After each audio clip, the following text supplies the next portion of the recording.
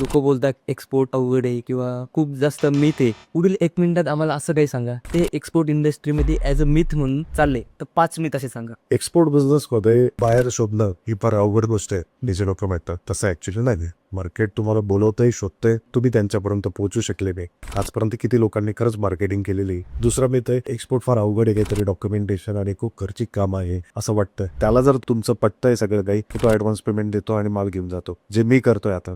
ते दुसरं. तिसरी गोष्ट की आपल्याला जर इंग्लिश येत नाही तर इंग्लिश नाही येणं हा एक मेजर प्रॉब्लेम वाटतो लोकांना. पण मी जर सांगितलं की इंग्लिश न येणं हा ऍडव्हान्टेज आहे या बिझनेस मधला, त्याच्यामुळे काही घाबरायचं कारण नाही. आपल्या सगळ्यांना इंग्लिश येतं, फक्त ती इंग्लिश तेव्हाच बाहेर निघेल जेव्हा एखादा माणूस इंग्लिश समोर येऊन गेला, आता याच्याशी मला बोलावंच लागेल, तर आपली इंग्लिश तेव्हाच बाहेर निघते. तर ती सगळ्यांना येते. चौथं एक मिथ आहे की याच्यामध्ये तुम्हाला वाटतं की गव्हर्नमेंटचा सपोर्ट आणि या गोष्टी, जर माझा पैसा तिकडे बुडाला किंवा काय झालं, फ्रॉड झाला, की याच्यासाठीचा जो सपोर्ट आहे त्याच्यासाठी ECGC इन्शुरन्स आहे. पाचवा जो आहे की याच्यासाठी इनिशियल इन्व्हेस्टमेंट खूप जास्त लागते असं पण नाही. एक्सपोर्टचे बिझनेस सेटअप करण्यासाठी साधारणतः 50,000 ते खूप झाले.